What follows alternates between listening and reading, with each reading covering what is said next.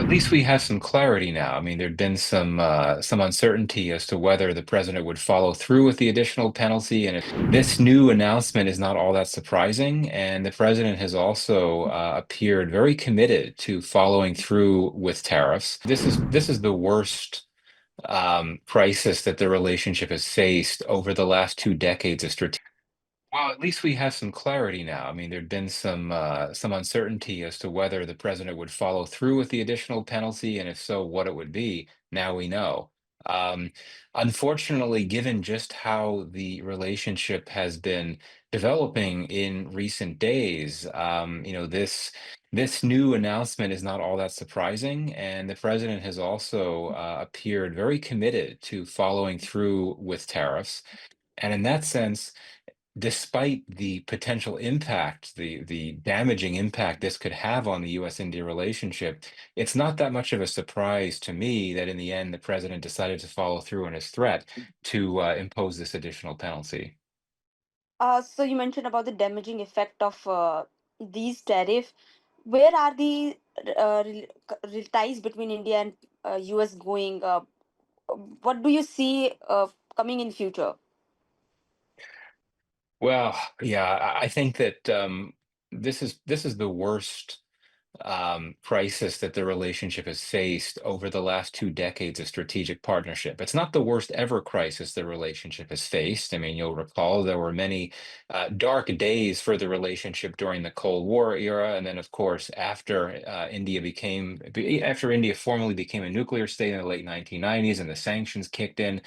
Those were not good times, but this is really a difficult moment. So the question is how to move forward.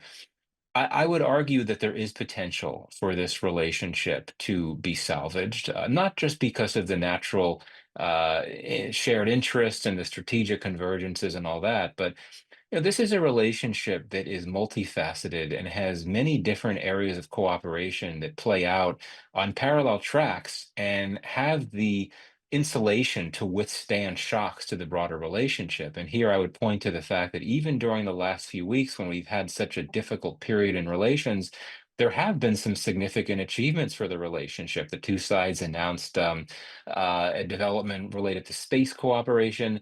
And then, of course, the US also designated the Resistance Front as a terrorist group, which was a big boost to US-India counterterrorism cooperation. So things can still happen. Good things can still come from this relationship, even in some of the darkest days. But I think that moving forward, there needs to be a confidence building measure. There needs to be something done that can lower the temperatures and ease tensions to a degree. And I think that one example of that would be for the two sides to come back to the negotiating table. The President Trump has never said that he is not willing to go back to talks. So if the two sides can come back and start talking again, that could be pretty significant right there. I would also look to later this year when there is a scheduled Quad Leader Summit in India. Assuming that summit happens and assuming President Trump goes to India, that could be a confidence building measure that brings a boost to the relationship. But I think for me, one of the biggest questions moving forward is, are the two sides and the various leaders not named Trumps able to work around the decisions and the messaging and the actions coming from the president himself? In other words, will the whims of the president, will the actions of President Trump hold the relationship hostage? If so, it could be difficult to move forward. But if you have senior officials at the State Department, the External Affairs Ministry, engaging on high levels, if there's a call, if there's a phone call between, say, Dr. Jaishankar and Marco Rubio in the coming days, that could be very helpful as well. I think that talking is important. That needs to happen. Even as bad as things are now, I don't think that anyone who's influential in power in Washington, including President Trump, wants to see this relationship collapse. You have a lot of genuine support for partnership with India, but I do think that officials in Washington underestimate just how much unease and unhappiness there is in New Delhi and across the wider Indian public about the state of the relationship. So I do think it's important that Washington recognizes that, and hopefully that might prompt it in due course to try to push for new engagement that can try to bring this relationship back to a better place. Michael, I just want to understand what, according to you, went wrong in the past few months. We have seen negotiation going on, and both sides saying that there has been a progress, and a deal could be there could be a deal soon. What went wrong, and what is the repercussion of that?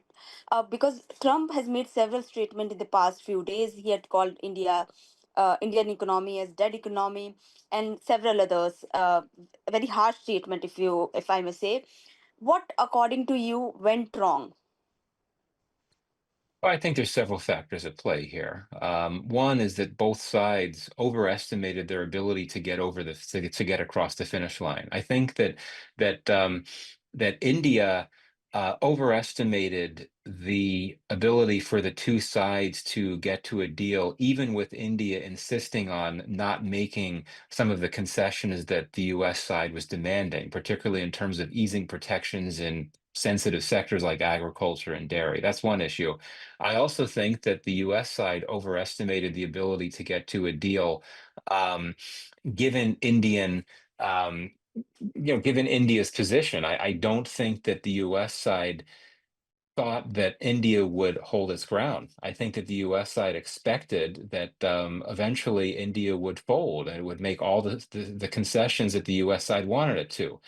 And that's clearly would not be a good read on India's negotiating style and on its interests, its economic interests, its national interests. But I think that's the issue right there. So it's true that talks were going very well for many months, and India got off to a head start in its talks with the U.S. And that, several months before the reciprocal tariffs were first announced, you had the U.S. and India pledged to begin talks, which they did. So things were going very well, but I think it really came down to that last set of concessions that India was not willing to make. That's where the problems came up. I would also argue the Russia factor looms large here. I believe that President Trump has become increasingly unhappy with Moscow and particularly Vladimir Putin for not heeding Trump's calls for Russia to stop fighting and agreeing to a ceasefire. And I think that President Trump wants to pressure Russia to agree to a ceasefire by um, to try to pressure Russia's closest trade partners, including India, to back away from their trade relationships with Russia. And I think this is another reason why President Trump has been increasingly inclined to be pushing these tariffs on India. He really hopes that that'll prompt India to stop importing energy from Russia, and that would hurt Russia, and that would make Russia agree to a ceasefire. A lot of assumptions here that I think are very questionable, but that's the position I think that President Trump is taking. A final point I'll make here as to how things changed so quickly when it came to the trade talks. I would argue that perhaps the president feels aggrieved by how he has been treated by the Indian government. I do think that perhaps he is unhappy that India's government did not allow him to claim credit for his role in the India-Pakistan ceasefire. I also suspect he might not have taken well to the call that he had with Prime Minister Modi several weeks ago, a call that, according to the Indian readout, was quite long and entailed Prime Minister Modi speaking at length with President Trump to tell President Trump that many of President Trump's positions about the India-Pakistan conflict were wrong. I suspect that President Trump might not have liked that. So I think a combination of, essentially overestimating the trajectory of the trade talks during the final stage, the Russia factor, as well as the issue of President Trump's own sense of grievance that might have contributed to how things played out. So, Michael, you mentioned about the Russia factor. We have seen that China is the biggest importer of energy uh, from Russia, and we have seen European Union is also importing energy. Uh, so, why not punishing China? Why is Trump not punishing China but targeting India right I now? think this I think this comes back to the taking it personally issue that I mentioned before. China has not uh, stood out there and refused to let President Trump take credit for his role in the ceasefire. China has not had its leader have a long conversation with Trump on the phone and essentially dictate to him, well, what's right and what's wrong. These are things that happen with India. And so I think that that's why perhaps President Trump would reserve some of his greatest ire on the trade and tariff front for India and for the Indian government. Indeed, it's a double standard, it's hypocritical, whatever you want to say, but I do think that that might help explain why India, which is, has been such a close partner of the US, has been singled out for particularly harsh treatment by the US president. So you must have seen the Indian statements also. They are standing, India is standing its ground. They are saying that we will take necessary actions. We are here to safeguard our national interest. How do you see the statements and what does they signify to you? Signify. I think that these statements coming from the External Affairs Ministry over the last few days, I think they're most important for a domestic audience in India. I mean, because clearly many in India are very unhappy about how India has been treated by President Trump, and they want to see their government respond with defiance and strength. And so in that sense, I think that these responses from the government, it's most important from a domestic political perspective. I don't think that these statements coming from the Indian government are going to change how President Trump goes about his thinking on the tariff front. And in fact, if anything, he might even become more provoked now following these strong statements from India. So I don't think we should read too much into that, but this gets back to an important issue that I mentioned before. You need to have the two sides talking to each other, as opposed to just issuing statements that are meant to be seen by a domestic audience. We have to get to that point.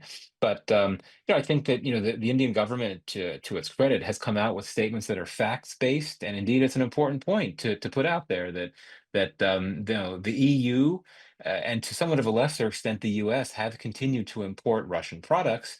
And also, the Biden administration had appeared to sympathize with India's position that by importing Russian oil, cheap Russian oil below a price cap that actually stabilizes global energy markets.